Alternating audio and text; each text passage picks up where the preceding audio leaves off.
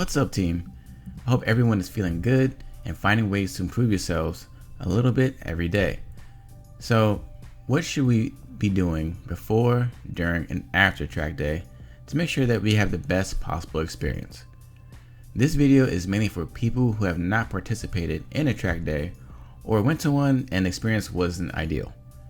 Now, we'll be speaking in generalizations because every event and or track will have their own way of doing things. So what I want for the team is to be as prepared as possible no matter what venue or event you are participating at. And what that should translate to is having a good time and learning a thing or two. So let's get to it. Okay, before the track day, your main goal is to make sure that the car is ready. We are going to do these things before each event, preferably with a day or two to spare just in case you have to fix something.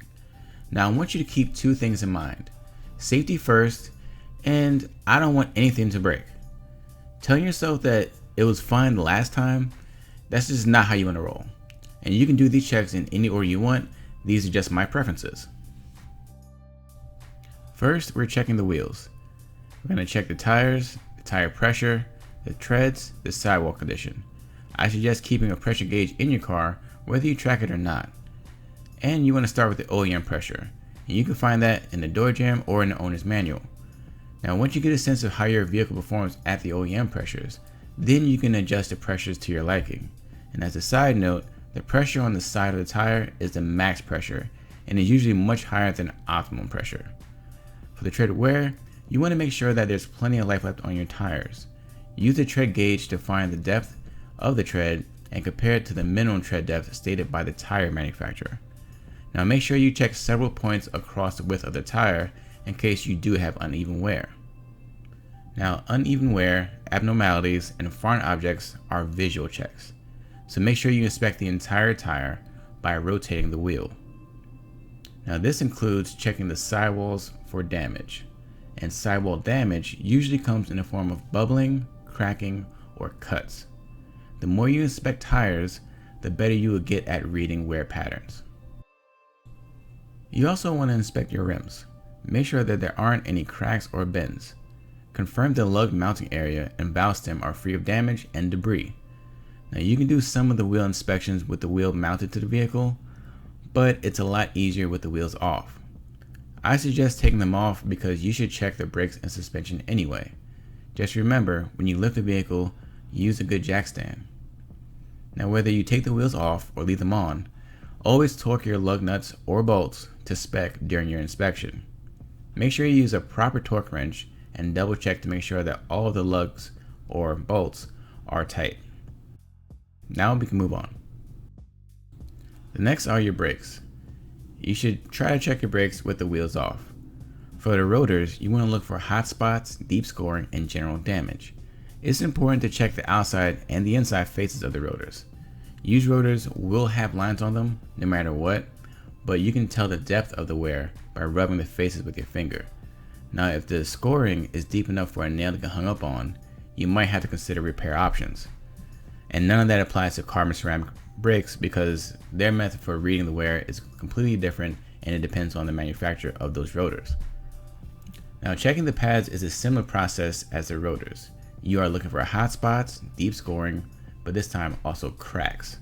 Confirm the material depth meets the pad manufacturer's specification.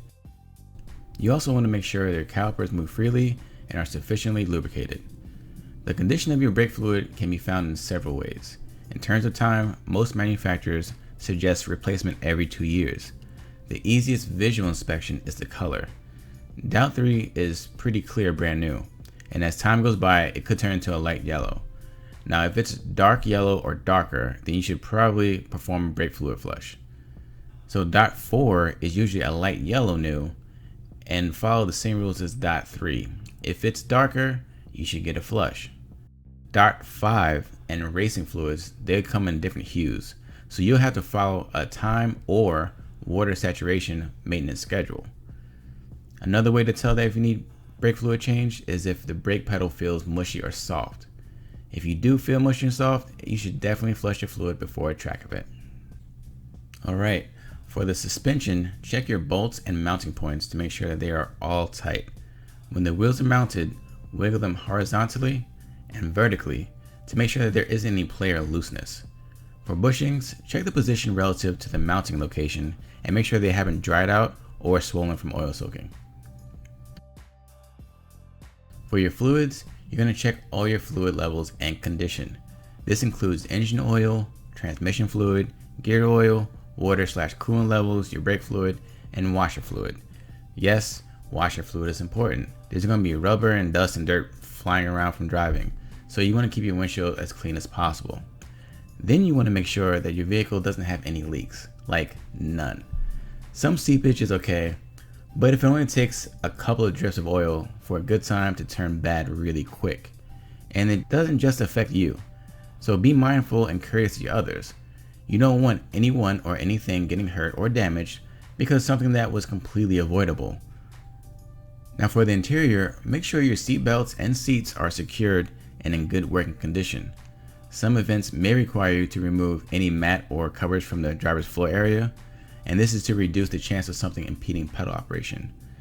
Now in my opinion, whether it's required or not, I suggest removing it because it's just not worth the risk.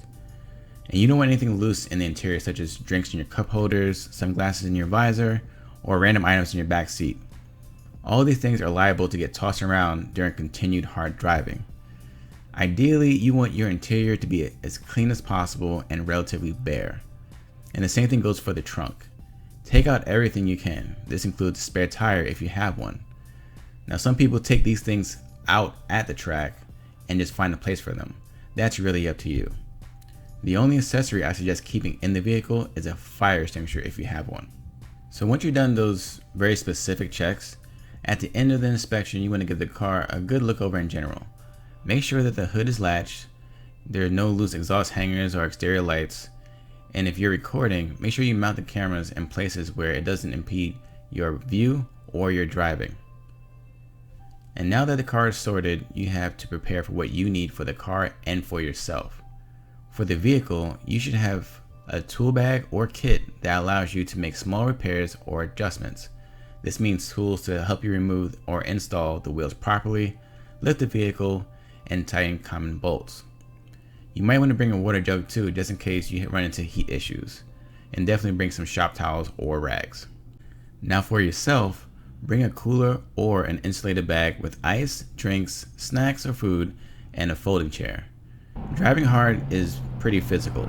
You will sweat and possibly get sore. Now depending on how long the event is and the venue, there may not be many options for nourishment and seating, so try to be self-sufficient in that regard. Now that the car is ready to rock, your tools are packed, and the food is ready to grab and go.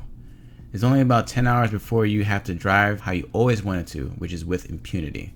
So set your alarm and try to get some sleep. Okay, so your day is going to start really early in the morning. Why? Because you want to be on time, that's why. Once you get to the track, you're going to have to sign in, go to tech inspection, find a space to set up, and attend the driver's meeting. All these things take time, and you're not going to be the only person participating. So that's why you want to be as punctual as possible. Now, once you got all that done, it's time to get your mind right. And since we're talking about your initial experiences at the track, there's something very important that you have to understand. Most open to anyone track days do not allow wheel-to-wheel racing. What that means is you're not racing anyone but yourself. It's all about your lap times and improving your driving skills. Now, if you're drifting, then it's all about improving your technique. So just get that whole rivalry thing out of your head, leave your ego at home, because track days should be about learning, fun, and camaraderie in any order that you choose. So it doesn't serve you well to have this, rivalry mentality, because it'll just take away from the fun and the learning experience. And now the time has come. You're driving up to the staging area and the butterflies are popping. But don't worry, they will be gone after the first lap or two, which will be slow warm-up / scouting laps. Every event should have some sort of slow laps where the drivers can familiarize themselves with the course and make sure there aren't any safety issues with the track itself. And once that part is done, you'll have your sessions and you can go full throttle. Now, I can't tell you how to have your fun. That's up to you. Just respect the rules of the event or the track and have at it. It's really that simple. Alright, so The last session has just finished, and hopefully it was a good time. Now before you head back home, give your vehicle a quick look over to make sure that everything is in operating condition. Now you don't have to take anything apart, just make sure there are no leaks, flats, or weird sounds.